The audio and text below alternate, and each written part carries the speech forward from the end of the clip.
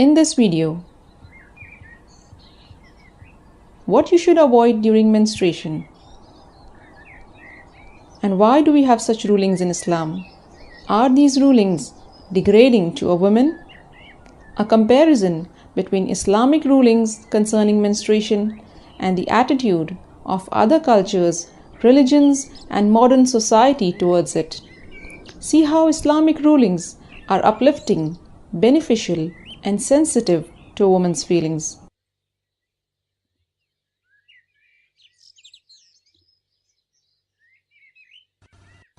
I get asked about menstruation and how it affects the rulings of prayer and fasting quite a bit. And most often, these are oft-repeated questions because sometime or the other, every one of us faces similar situations. And this is why we need to make ourselves aware of important and relevant rulings so that we make an informed decision when in need. Since then, there won't be enough time to search and inquire. But before we indulge ourselves in specific rulings, let's take a step back and quickly brush up on the basics. This will inshallah answer a whole lot of questions, and then we can tackle specific questions that remain in later clips. So let's get started. A normal monthly flow usually lasts about 3 to 5 days. And of course, it can vary from woman to woman and even last up to 7 days, 10 days, or even more, depending on the age, weight, environment, and other factors. And during these days, you are excused from fasting and prayer. Islam has prohibited the husband to join with his menstruating wife during these days.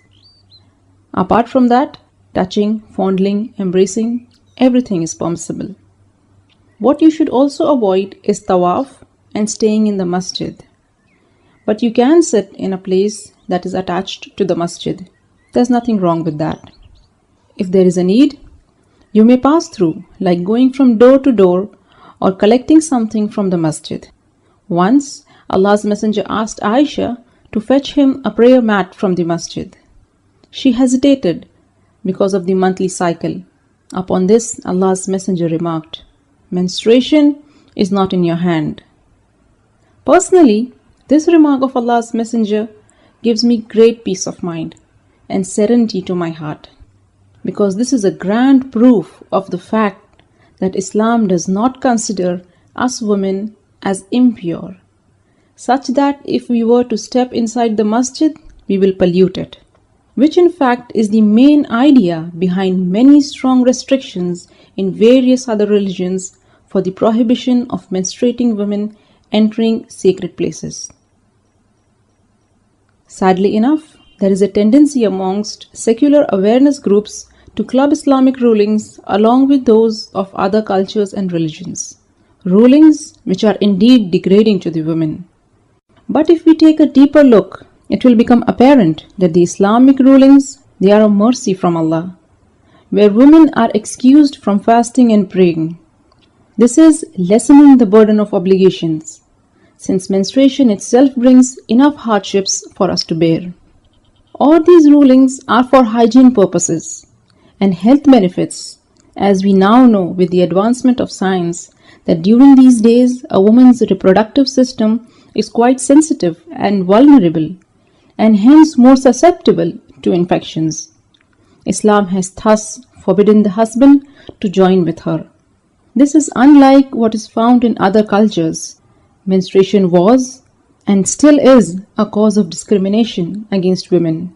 In some rural areas of Nepal and also Kenya, they have menstrual huts that women have to stay in during that time of the month.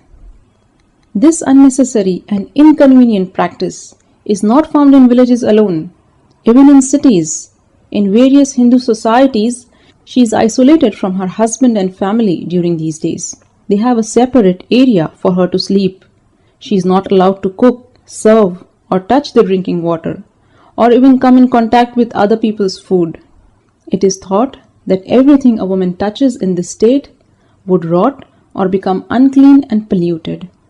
By these needless practices, women are made to face an embarrassing separation with everyone knowing why.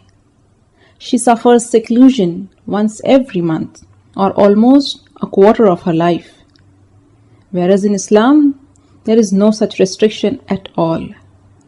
Al-Mu'mineen Aisha radiallahu ta'ala anha narrates, I would drink when I was menstruating, then I would hand over the vessel to the Prophet, and he would drink from where I drank. I would eat from a bone when I was menstruating, then hand it over to the Prophet, and he would eat from the same place. Al-Mu'mineen Maymuna radiallahu ta'ala anha narrates, the Messenger of Allah used to lie with me when I was menstruating. Such relaxed attitude, because Islam sees the monthly cycle as a natural biological process. When Allah's Messenger found Aisha radiallahu ta'ala anha weeping because of the monthly cycle during Hajj, he consoled her. He said, this is something Allah has ordained for all the daughters of Adam. So do everything except tawaf. And it is this relaxed attitude of accepting the monthly cycle as part of you which is reflected in the explanation of Islamic scholars who discourage taking pills to offset the cycle. But does the seemingly modern and progressive world also take such a relaxed view? Whilst primitive cultures may see menstruation as a curse, modern attitudes towards menstruation are not too progressive as well, when they see it as a hurdle in being socially accepted and a problem that needs to be dealt with, thus generating a huge demand for products that make menstruation totally invisible. And these include a wide range of menstrual suppression pills, medications, and antidepressants.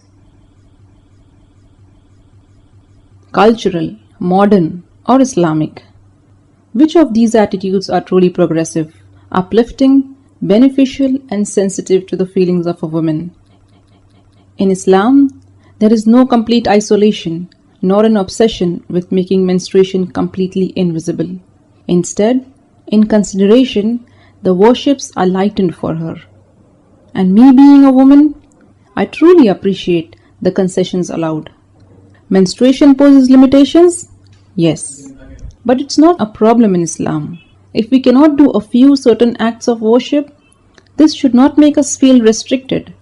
There is a lot more which we can do. Insha'Allah, we'll speak about this in the next clip. We'll also dispel some misconceptions and discuss whether you can read the Quran during these days. And what about clothes worn during menstruation? Stay connected to the Striving Muslimah blog, where we nurture our Islamic identity and build confidence.